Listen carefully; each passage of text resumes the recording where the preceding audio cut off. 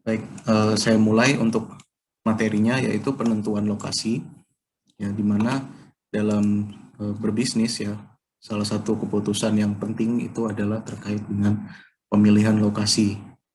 Ya, kita itu memang tidak sering-sering melakukan pemilihan lokasi, tapi dampaknya nanti akan sangat besar ya bagi sebuah bisnis tentunya. Ketika kita mau memutuskan terkait lokasi ini, tujuannya adalah untuk mengoptimalkan keuntungan yang kita dapat dari lokasi dari lokasi yang kita pilih tadi, ya. Nah, kapan kita memilih? Ya, tentunya ketika kita ingin membuka suatu usaha ya, pasti kita akan memilih dulu lokasinya. Kemudian kalau sudah membuka usaha, pasti ketika nanti usahanya bagus, kemudian ingin diperluas, diperbesar ya, bisa diperluas atau diperbesar di lokasi yang saat itu ya, atau lokasi existing. Ya, atau kita juga bisa menambah fasilitas baru atau lokasi baru tapi di tempat lain, ya, tidak di tempat existing. Atau nomor 3 ya, bisa juga ketika kita akan menutup fasilitas, kemudian kita pindahkan ke tempat lain. Ya, tentunya hal-hal tersebut adalah terkait dengan bagaimana kita mengoptimalkan keuntungan tadi. Ya. Nah, selanjutnya mungkin kita berpikir ya, kenapa kita harus memilih gitu. Tentunya dalam satu perusahaan, ibaratnya lokasi itu menjadi sangat penting karena ada beberapa faktor yang mempengaruhi. Ini saya punya gambar rumah ya, walaupun bukan bisnis gitu ya, ibaratnya kita punya rumah tentu saja ingin memilih lokasi yang paling bagus ya. Apakah itu strategis, dekat jalan raya, dekat sekolah, fasilitasnya, penunjangnya bagus ya, airnya bagus dan lain sebagainya. Itu menjadi faktor-faktor penunjang dalam kita memilih untuk membangun rumah gitu kan. Selain tadi mungkin kontraktornya dan lain sebagainya ya, di luar dari keputusan itu ya. Jadi memang lokasi ini menjadi paling tepat karena bayangkan jika kita tinggal di satu tempat yang kita tidak nyaman ya. Dan rumah itu kan salah satu pengeluaran terbesar misalkan ya nah ini kan kalau kita tidak nyaman atau memilih lokasinya tadi salah ya, bisa-bisa yang lain faktor-faktor lain itu akan menjadi mahal. Contohnya biaya-biaya ya, transportasi, kemudian juga harganya ya, harga tanah dan lain di lokasi itu, dan pajaknya juga ya, pasti setiap lokasi memiliki pajak yang berbeda-beda kan gitu ya. Apalagi ini saya ibaratkan begini, rumah saja kita memilih gitu. Apalagi bisnis ya. Baik, saya lanjutkan. Untuk kemudian, kalau tadi rumah ya, terus apa faktor-faktor yang berpengaruh terhadap pemilihan lokasi kalau kita merupakan sebuah bisnis? Ya, tentu ada beberapa faktor. Di sini ada 7 ya, walaupun mungkin bisa lebih juga tergantung dari nanti referensi yang digunakan ya. Kalau saya memakai referensi Heiser dan Render. Nah, di sini kalau untuk sebuah perusahaan yang skalanya besar dan dia memiliki operasional di negara lain begitu ya, tentu ada hal-hal yang harus dipikirkan. Contohnya terkait dengan produktivitas tenaga kerja. Kemudian ada juga nilai tukar dan risiko mata uang ya. Dan nomor 4 itu ada risiko politik, adat istiadat, dan budaya. Nah, jadi tentu kita ingin membuka cabang ya, atau tempat yang baru itu pasti ingin produktif ya. Tidak mungkin kita mencari tempat di mana tenaga kerjanya produktivitasnya rendah, seperti itu kan. Nah, kalau produktivitas kemudian kita tahu ya, sebelumnya kan kita sudah membicarakan itu, outputnya bisa berbeda-beda. Contohnya adalah keuntungan perusahaan dibandingkan dengan gaji yang dibayarkan, itu bisa jadi produktivitas juga. Ya. Kemudian kalau untuk nilai tukar dan risiko mata uang ya, terutama bagi perusahaan-perusahaan yang punya relasi atau dia harus berhubungan dengan pihak luar yang memiliki mata uang berbeda. Contohnya kalau kita merupakan perusahaan yang membutuhkan bahan baku impor, tentu nanti kalau nilai tukarnya naik, bahan impor kita jadi ikut naik. Kalau harga barang impor tadi turun, ya kita akan mendapat keuntungan, kan gitu. Ya, jadi naik turunnya kestabilan nilai tukar itu juga sangat penting. Ya, jadi perusahaan itu cenderung memilih yang lokasi di mana nilai tukarnya itu rendah kalau dia memproduksi ya secara dia dia mengekspor produknya ya. Kalau mengekspor produk dia cari yang nilai tukarnya rendah tapi stabil ya, itu menarik kalau sebagai produsen kita ya. Nah, untuk nomor 4 tadi risiko politik, adat istiadat dan budaya ya. Kalau kita bicara tentang budaya, kita tidak hanya bicara tentang baju adat, rumah adat seperti itu ya, tapi lebih kepada bagaimana satu perusahaan itu melihat masyarakat di satu tempat terbuka dengan investasi ya. Kemudian juga tidak ya tadi ya terkait dengan budaya produktivitasnya bagaimana. Ya misalkan perusahaan negara ini orang-orangnya produktif, tidak gampang mengeluh ya, dan negaranya juga cukup, daya saingnya cukup tinggi, itu pendidikannya tinggi, ya tentunya perusahaan jadi tertarik untuk datang, kan gitu. Ya. Kemudian politik juga tentunya, kestabilan politik berpengaruh ya terhadap pemilihan lingkungan. Kalau untuk perusahaan kecil atau menengah ya, itu biasanya terkait dengan kita memilih terkait dengan biaya-biaya, kemudian ada kedekatan dengan konsumen ya atau target pasar, kemudian ada juga kedekatan dengan pemasok ya dan pesaing. Ya, kalau biaya-biaya tentu kita ingin mencari yang paling murah ya, dari segi transportasi, pajak, sewa dan lain-lain.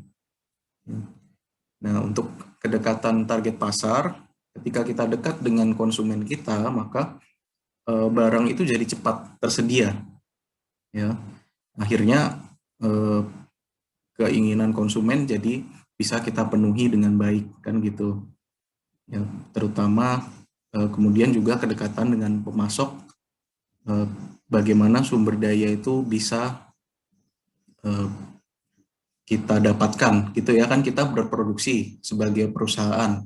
Kita ingin supaya pasokan kita itu lancar, jangan minggu ini ada, kemudian minggu depan tidak ada pasokannya, kan jadi susah kita untuk produksi. Ya, seperti itu. Oke, untuk yang terakhir, ya, untuk yang terakhir itu adalah kedekatan dengan pesaing. Ya. Kenapa kedekatan dengan pesaing menjadi salah satu faktor ya? Pesaing itu bisa dekat ya. Kalau kita contohkan sebuah daerah yang clustering itu adalah daerah yang memproduksi satu komoditas yang mirip ya. Contohnya di Pekalongan, misalkan Pekalongan ada batik gitu ya. Jadi suatu daerah semuanya usaha batik ya, atau juga bisa di Jepara. Ya, jadi satu daerah semuanya mebel. Nah, itu adalah salah satu clustering. Bagusnya clustering itu tentu dekat dengan konsumen, bisa jadi ya, atau dekat juga dengan pemasok. Dan pasti biayanya lebih murah karena udah ada contoh gitu kan. Ya, kalau kita mau buka pabrik batik di Pekalongan pasti sudah ada contoh lain ya. Kemudian juga pegawainya sudah lebih, kita perekrutmen juga oh udah tahu nih ya. Terus mengurangi resiko salah ya apa namanya dalam produksi kan gitu ya. Nah, itu bagusnya ya, jadi dekat dengan target pasar, dekat pemasok, kemudian biayanya mungkin relatif lebih rendah ya karena sumber dayanya ada di situ. Nah, tapi juga ada kelemahannya ya kalau dekat dengan pesaing itu, kalau kita tidak bisa bersaing ya sudah ya akan diambil alih oleh eh, ya itu ya klasternya tadi, perusahaan-perusahaan lain di klaster yang ada di sekitarnya. Kan seperti itu. Ya, ini apa namanya? Saya mencantumkan di sini ada peta Indonesia, tapi saya balik gitu ya. Bagaimana suatu apa namanya demografi suatu negara itu mempengaruhi harusnya mempengaruhi daya saing dia ya terhadap tadi lokasinya ya. Jadi lokasi itu penting. Kalau kita tahu mungkin negara Singapura itu sangat kaya sekarang karena mengandalkan misalkan pelabuhannya ya, Selat Malaka. Selat Malaka itu sangat strategis karena merupakan salah satu selat yang paling sibuk ya di dunia, dan itu barang-barang itu masuk dari situ semua. Ya, bayangkan kalau Indonesia bisa menguatkan potensi itu ya, kita ini menjadi center of the world gitu istilahnya ya, kira-kira ini potensinya. Jadi jangan hanya melihat peta itu dari atas ke bawah gitu, tapi kita harus melihat oh ternyata kita bisa balik seperti ini ya. Kemudian juga salah satu contoh lain dari pemindahan lokasi atau penentuan lokasi, kita tahu ya bahwa negara kita ini akan memindahkan ibu kota. Nah, itu kan bukan sesuatu yang tugas yang mudah. Itu ya, memindahkan dari DKI kemudian ke Kalimantan Timur. Pastinya alasan-alasannya berbeda dengan kalau sebuah perusahaan yang memindahkan gitu kan. Kalau perusahaan pasti berpikir untuk mendekatkan konsumennya, mengurangi biaya, dan lain-lain. Tapi kalau negara mungkin ada faktor lain yang mempengaruhi. Ya, contohnya pemerataan ekonomi, kemudian keadilan. Ya, jadi kalau kita pindahkan ini kan lebih dekat dengan timur, ya, bagian Indonesia Timur. Nah, itu bagaimana kemudian bisa meningkatkan ekonomi di sekitarnya gitu. Ya, tentu kembali lagi ya, nantinya pun misalkan pindah, DKI Jakarta kan akan tetap menjadi kota bisnis ya. Kota bisnis itu tidak mungkin terus tiba-tiba hilang gitu kan, enggak juga ya. Jadi tetap nanti kan kita harus lihat permintaan di Jakarta mungkin juga bisa lebih tinggi nantinya walaupun ibu kotanya sudah pindah kan gitu. Ya, jadi untuk apa namanya untuk materi kita hari ini ya, kita akan bisa menentukan lokasi dengan 3 metode. Yang pertama namanya vector rating, yang kedua break even, yang ketiga adalah center of gravity ya. Jadi untuk yang pertama kita itu menentukan lokasi dengan menentukan faktor-faktor kuncinya dulu ya. Jadi contohnya tadi ya, kalau saya mau membuka gudang yang baru, saya bilang harus bisa dilalui truk. Jalannya minimal 8 meter, itu penting atau tidak. Kemudian aksesnya bagaimana, pajaknya bagaimana, itu saya list. Itu untuk factor rating method. Nanti yang 2 terakhir saya jelaskan setelah ini ya. Karena yang 2 sama 3 itu ada contohnya soal langsung. Nah, untuk factor rating method, di sini ada contoh tabel. Sebetulnya apa namanya? Kalau ini tambahan ya, jadi tambahan dari saya dan juga di POM itu ada 3 sebetulnya untuk modul lokasi ya. Ini salah satunya gitu. Rating method itu di POM namanya weighting ya, weighting method. Weighting itu pembobotan ya, bukan waiting ya, nunggu ya, bukan menunggu. Jadi metodenya itu kita membuat kunci-kunci key success factor ya. Jadi faktornya dulu apa saja, kemudian baru kita bobot ya. Jadi bobot ini tergantung dari persepsi kita ya, atau juga bisa ditanyakan kepada manajer operasi. Kalau kita sebagai mahasiswa kan kemudian kita survei, kita juga bisa melakukan pembobotan ini ya. Nah, kemudian kita skor. Skornya bagaimana ya? Bisa dengan diskusi, kemudian juga bertanya kepada ahli dan lain sebagainya ya. Kira-kira seperti itu. Kemudian nanti bobot dikali skor, hasilnya adalah yang tinggi itu tentu yang kita pilih, kan begitu. Ini contohnya perusahaan yang akan membuka mungkin cabang ya, atau memilih lokasi antara Perancis dengan Denmark ya, dan ini faktor-faktor yang dia tekankan gitu. Jadi ada ketersediaan tenaga kerja dan perilaku. Kenapa ini Mbak? Perilaku, kemudian pendapatan per kapita, ya ada pajak dan lain-lain.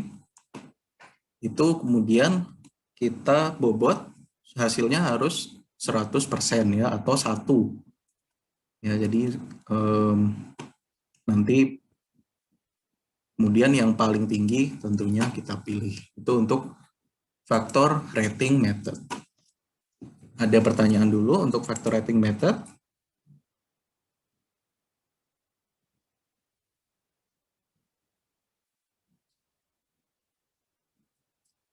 Belum ya? Ya, baik. Saya lanjutkan ke break-even analysis method. Ya.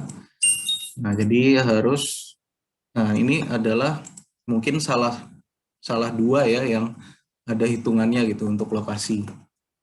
Kalau break-even analysis bedanya dengan nanti kita juga akan belajar center of gravity ya. Kalau break-even analysis itu ada, kita tahu biaya tetap dan biaya variabel. Namanya break-even atau titik impas. Kalau di akuntansi titik impas itu kan, atau ekonomi ya, titik impas itu adalah titik di mana kita biaya produksi itu sama dengan keuntungan yang didapatkan gitu. Berarti setelah break even harusnya kan jadi profit kita ya. Itu harus dilihat, diketahui di sini perusahaan penghasil karburator DNA parts ya, ingin melakukan ekspansi. Kemudian diketahui alternatif lokasi beserta biayanya ada 3, Atlanta, New York, Chicago. Ya, ada biaya tetap, ada biaya variabel, kemudian ada harga jualnya, karburator, produknya harga jualnya $120 per unit. Ya, kemudian lokasi, tentukan lokasi ekonomis dengan jumlah produksi 2000 unit per tahun. Bagaimana cara mengerjakannya? Ini kita buka formnya, kemudian kita klik modul location ya tentunya. Nanti ada cost volume analysis. Jadi ada 3 kan, weighting method, cost volume analysis, sama center of gravity. Kita pilih yang cost volume. Nah, nanti ini tabel, nah, kita pilih jumlah lokasinya, number of locations ada 3, klik OK ya. Kemudian akan muncul seperti ini. Tabel biasa ya, kayak yang kemarin-kemarin, diisi volume for volume-nya 2000, ya karena kita mau tahunya diketahuinya 2000 kan. Fixed cost 30.000, Atlanta, New York 60.000, Chicago 110.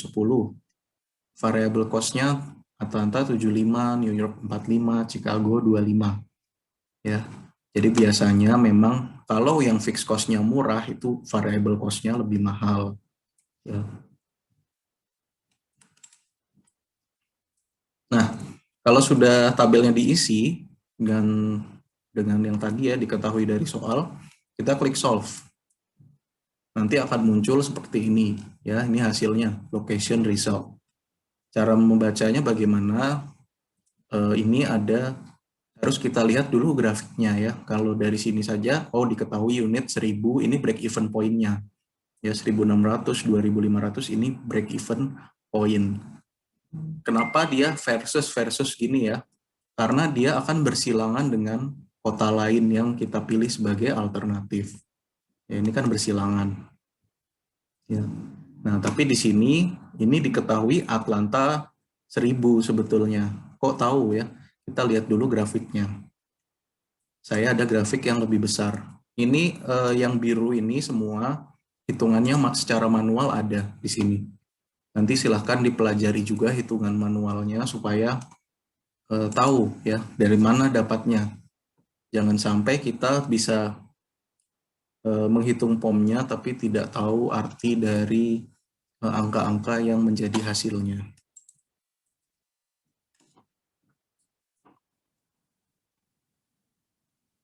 Oke, ini adalah grafik yang tadi ya, yang ini dapat dari POM. Jadi nggak usah bikin sendiri. Nah, Atlanta itu di sini kan garisnya, ya. Antara Atlanta dengan New York tadi kan, ini Atlanta yang merah ini kan, terus ini New York. Saya tebalkan lagi. Nah, kenapa yang 1000 itu kita pilih? Jadi gini, lokasi ekonomis jika perusahaan memproduksi di bawah 1000 adalah Atlanta. Karena Atlanta garis biayanya itu yang paling rendah dibandingkan New York. Ya, New York kan di sini. Ya, jadi kita pilih yang Atlanta kalau produksi kita di bawah 1000. Nah, ini kan arsirannya nih. Ya, ini arsirannya. Kemudian kalau kita memproduksi lebih dari 2500, kita pilih di Chicago. Ya, kenapa? Karena lagi-lagi ini ada garis Chicago di sini ya, biayanya itu paling rendah. Walaupun fixed cost-nya memang mahal di awal ya. Jadi ini mahal di awal, tapi nanti kalau produksinya lebih dari 2500 unit, lebih ekonomis, kan gitu. Ya ini cara membacanya seperti itu. Kemudian tadi pertanyaannya kan 2000, terus 2000-nya di mana? Ya 2000 kita kira-kira misalkan di sini ya, di sini. Nah ini kan berarti garisnya New York ini. Ya jadi ya kalau kita hanya memproduksi 2000, bisa dilakukan di New York. Gitu cara memberikan kesimpulan di break-even analysis. Ada pertanyaan? Monggo.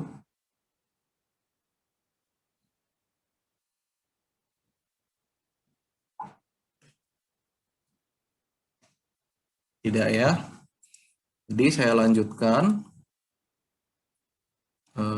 Suara saya masih jelas kan ya? Masih, Pak. Oke. Ya nanti silahkan dilihat-lihat lagi ya. Kalau tidak ada yang belum dimengerti boleh ditanyakan ke saya. Ya kalau sekiranya ada yang bingung. Ya jadi ini saya lanjutkan ke Center of Gravity Analysis. Jadi Pak, kalau saya punya soal gitu, kita pakai yang mana? Ya lihat diketahuinya. Ya diketahuinya kalau koordinat X dan Y itu pasti center of gravity. Kalau yang diketahuinya biaya variabel dan biaya tetap atau fixed cost, pasti pakainya break even analysis. Ya. Diketahui perusahaan Nice Food ingin memiliki pusat ya atau gudang baru untuk pusat distribusi. Nah, untuk center of gravity itu lebih tepat kalau kita sudah punya atau perusahaan sudah punya cabang banyak. Ya, misalkan di sini perusahaannya sudah punya 4 cabang toko gitu ya. Ada di Kendal, Boyolali, Grobogan, dan Demak. Nah, ini tingkat permintaannya 2000, 1000, 1000 ya. Kemudian diketahui koordinat X dan koordinat Y. Ya. Jadi ini 80, 50, 90. Ya, nanti cara menentukannya saya kasih tahu lagi. untuk ini ya, kalau mau membuat seperti ini misalkan. Nah, kalau diketahui ini, kita langsung masukkan ke POM saja untuk menjawab soal gitu ya. Klik new module location, ini namanya two dimensional seating ya. Jadi kalau kita sudah klik modulnya kemudian klik new module, ini yang akan kita lihat di modul itu ya, number of location 4 ya. Kemudian setelah itu kita lihat lokasinya kan ada 4 di sini ya. Kemudian kita klik OK, location 1, 2, 3, OK ya. Nanti akan muncul tabel lagi, tinggal ditulis saja ini ya, gampang. Tingkat permintaan sekian, koordinat X sekian, koordinat Y ini ya. Isi tabel sesuai data lalu klik solve ya. Jadi tinggal klik solve, nanti hasilnya ini koordinat ya. Jadi koordinat untuk membangun membangun gudang ya, itu di 78 dan 82 ya. Mediannya 80 90, tapi kita membangunnya di 78 82 ya. Kalau hasilnya koordinat ya sudah, biarkan hasilnya ya ini, jawabannya ini ya. Koordinat fasilitas gudang seharusnya dibangun pada X78 Y82 kan gitu ya. Tapi kalau kita punya peta enak lagi. Ini ada grafik ya, grafik tadi Kendal itu ternyata di sini ya, Boyolali di sini ya, Grobogan dan Demak. Nah, kemudian tadi hasil perhitungan kita itu ini ya, weighted average itu yang ini, weighted center ya, center itu yang bawahnya. Ini ya, median. Ya, jadi di sini kalau kita lihat di mana ya? Ini ya. Kalau kita lihat peta gitu ya, secara tidak tidak terlalu akurat banget, tapi ini kan di Semarang ini ya, ini kod. Jadi manajer operasinya nanti bilang, menyarankan gitu, pembangunan fasilitas barunya bisa di Semarang. Nah, kenapa weighted centernya agak menggeser ke Kendal ya, ini kan agak geser dari senternya ya di sini, karena permintaan di Kendal tadi yang paling tinggi. Ya, logikanya adalah kalau kita punya 4 cabang kemudian yang permintaannya tinggi ya kita dekati kan gitu kan. Ya. Jadi ini salah satu cara untuk menentukan center of gravity. Kemudian bagaimana caranya kalau kita misalkan mau survei kemudian mau membuat ini, mau seperti ini gitu ya. Kita lihat peta dulu ya. Peta dulu kemudian koordinat itu kita tentukan saja. Ya, jadi saya misalkan ini hitung manualnya nanti silakan dibaca ya. Jadi sigma itu adalah jumlah X, jumlah Y-nya berapa. Ini saya kasih tahu dulu cara membuat grafik itu ya. Jadi kan kalau survei kita nih ya, misalnya peta gitu, peta Semarang,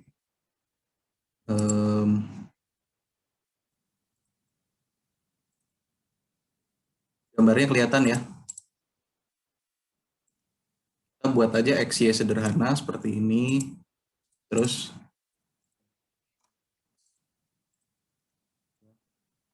kemudian melihat tadi, oh ternyata kota A diketahui di sini. Ya, jadi kita tulis saja Y itu ini 100, ini 0 kan gitu kan. Bikin grafik biasa gini. Ya, jadi ini 100 paling tinggi, ini 50 di sini ya.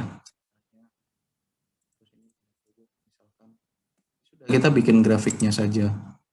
Contoh kota A diketahui di sini ya, kota B-nya di sini.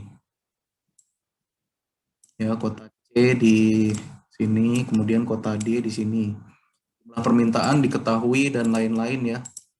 Nah, ini saya anggaplah ini 10, X-nya 10, Y-nya 90.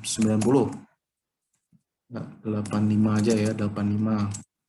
Kemudian ini X-nya 55, Y-nya 90. Nanti ini dihitung koordinat masing-masing, ini kita tentukan aja. Tidak usah terlalu akurat, tapi yang penting kotanya betul gitu ya. Oh, kota A di sini, kota B di sini, C, D di sini ya. Ini berarti 50, X-nya berapa ini? X-nya 80, 50 ya. X dulu baru Y ya. Anggaplah ini 20 dan 30. Nah, ini tengahnya kan di mana? Tengahnya kan paling di sini kan? Sekitar sini lah. Ya, tergantung nanti permintaannya paling tinggi dari mana. Kita sudah membuat center of gravity secara manual. Ya, ini C, kemudian ini D. Ya, ini kota, kemudian tengahnya kan tinggal, senternya kan tinggal ditarik koordinatnya. Ya. Nah, kalau ternyata permintaannya paling banyak dari C gitu ya, nanti weighted centernya itu geser sedikit. Ya, paling di sini. Nah, ini cara membuatnya secara manual. Center of gravity tadi. Ya, seperti itu. Ada pertanyaan? Saya masih punya 2 menit